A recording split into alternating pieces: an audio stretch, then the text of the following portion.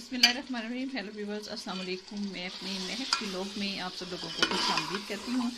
दुआ है रब्बे करीम से कि अल्लाह पाक आप लोगों को हर नगाह आफत बला मुसीबत और हर बड़ी से बड़ी दुख तकलीफ़ और बीमारी से महफूज रखे और हासिदीन के असर से बहुत से उनकी हर शैतानी चलो से महफूज रखे।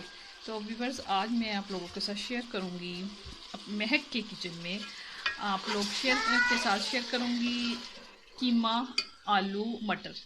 तो ये सबसे पहले मैंने प्याज हल्के से फ्राई कर लिए थे और अब इसमें मैंने और अदरक लहसुन का पेस्ट और कीमा डालकर अब मैं इसको थोड़ा सा रोस्ट कर लूँगी। और तो जब ये रोस्ट हो जाएगा तो फिर मैं आगे आप लोगों को बताती हूँ। ये व्यूअर्स, मैंने 1 टीस्पून सुरख मिर्च, नमक 1 टीस्पून और ये हल्दी पाउडर, धनिया, गरम मसाला और जो ये है लहसुन के 2 चम्मच आप लोगों ने इसमें डाल देने हैं, क्योंकि गोश्त की जो स्मेल है वो लहसुन से ही ख़त्म होती है। तो आप लोगों ने ये लहसुन मैंने देखें पहले से कूट के रखा हुआ है, ये बिल्कुल ख़राब नहीं होता। 15 दिन इसको इस्तेमाल कर लें, 20 दिन इस्तेमाल कर लें। आप लोग इसको देसी लहसुन को ऐसे ग्राइंड करके स्टील के बर्तन में ही रख सकते हैं। ये ख़राब भी नहीं होगा और काला भी नहीं होगा। मैं आपको दिखाती रहूँगी, इसकी रंगत ऐसे ही रहेगी। तो आप लोग कोशिश करें कि स्टील का बर्तन लेकर और उसको ग्राइंड करके लहसुन और अदरक को इसमें रख दें स्टील के बर्तन में, क्योंकि स्टील का बर्तन ठंडा जल्दी हो जाता है और बहुत ज़्यादा ठंडक हो जाती है इसमें। इसको आप हाथ भी लगाएंगे तो ये ठंडक ज़्यादा होती है।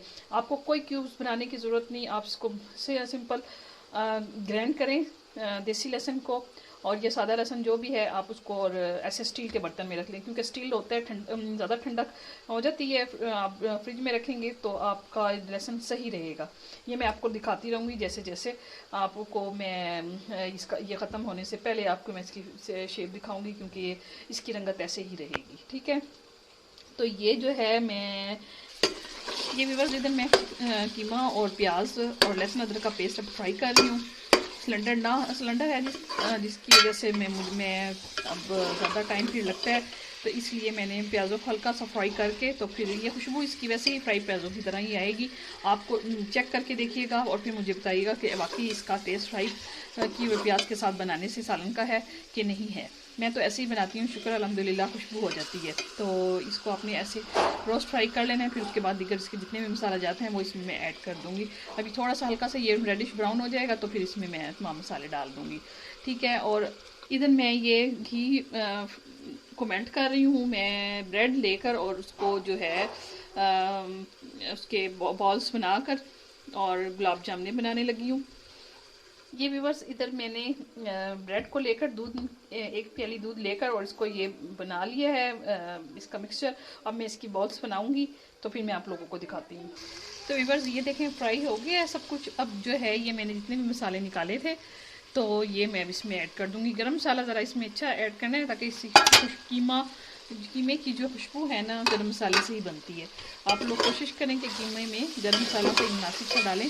ज़्यादा तेज़ भी ना कर दें, यह है कि इतना डालें कि इसकी खुशबू जो है अच्छी तरीके से। अब अच्छा, बाद लोग ऐसा करते हैं कि कीमे की हल्की सी फ्राई किया और प्याज़ों को फ्राई किया और उसको गलाते नहीं हैं। कीमे को थोड़ा सा गलाएं ताकि वो जूसी बन जाए, थोड़ा उसको में जूस थोड़ा सा उसका गल जाए कीमा भी, और जूस जो है मसाले के साथ ऐड हो जाए, उस कीमे में मसाला जो है कीमे में ऐड हो ऑब्जॉर्व हो जाए। ठीक है, आप लोगों ने इसको हल्का सा पानी डालकर तो इसको स्टीम दे देना है। अब हम इसको स्टीम देने लग रही हूँ, थोड़ा सा ये गलेगा, फिर इसके बाद हम इसकी बुनाई करेंगे। ठीक है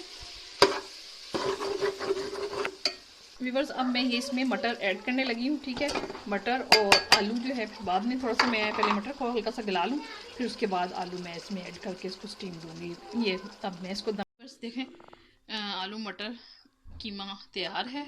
ठीक है व्यूवर्स, ये मैंने अब डिश आउट कर दिया है इसको। तो आप लोगों ने मेरी वीडियो को लाइक, सब्सक्राइब और बेल आइकन के बटन को प्रेस ज़रूर करना है। मैं उम्मीद करती हूँ आपको मेरी ये वीडियो पसंद आएगी इंशाल्लाह, और मैं आप लोगों से इजाज़त चाहती हूँ। अल्लाह हाफिज़।